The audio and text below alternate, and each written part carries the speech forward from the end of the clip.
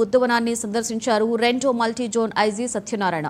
ఈ నెల 12న నాగార్జున సాగర్ బుద్ధవనానికి మిస్ వరల్డ్ 2025 కంటెస్టెంట్స్ రానున్నారు. అందులో భాగంగా సెక్యూరిటీకి సంబంధించినటువంటి ఏర్పాట్లను ఐజీ పరిశీలించారు.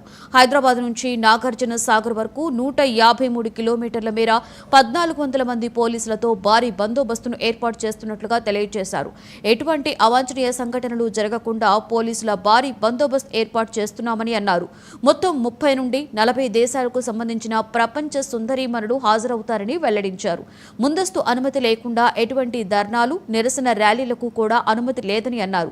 ఎవరైనా అనుమతి లేకుండా నిరసనలు, ర్యాలీలు చేస్తే వారిపై కఠిన చర్యలు తీసుకుంటామని హెచ్చరించారు. 10వ తారీఖు నుంచి 31వ తారీఖు వరకు హైదరాబాదులో ఎంతో ప్రతిష్టాత్మకంగా మిస్ వరల్డ్ 2025 కంటెస్ట్ జరుగుతుందని అందరికీ తెలిసిన విషయమే. ప్రభుత్వం ఎంతో ప్రతిష్టాత్మకంగా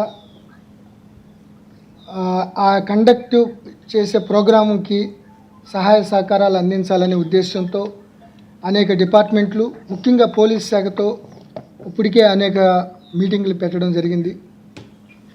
స్వయాన హానరబుల్ సీఎం గారే రివ్యూ మీటింగ్ తీసుకుని ఎవరు ఎలా ఏ ఉద్యోగం ఎలా దాన్ని ప్రతిష్టాత్మకంగా పేరొచ్చే విధంగా తెలంగాణ రాష్ట్రానికి, హైదరాబాద్కి, దేశానికి నిర్దేశించడం జరిగింది. ఈ యొక్క పోటీల నేపథ్యంలోనే మే నెల 12వ తారీఖున సాయంత్రం 4:30 నుంచి 7:30 వరకు నాగార్జున సాగర్ దగ్గర ఉన్న నల్గొండ జిల్లా నాగార్జున సాగర్ దగ్గర ఈ బుద్ధ వనం అనే ఈ యొక్క ప్లేస్లో ఒక 3.5 hours ప్రోగ్రాం ఉంది. ముఖ్యంగా ఆసియా ఖండంలోని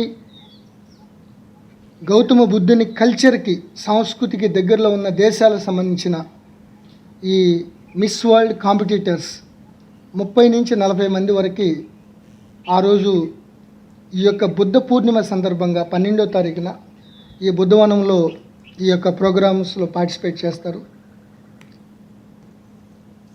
ఇటీవల కురిసిన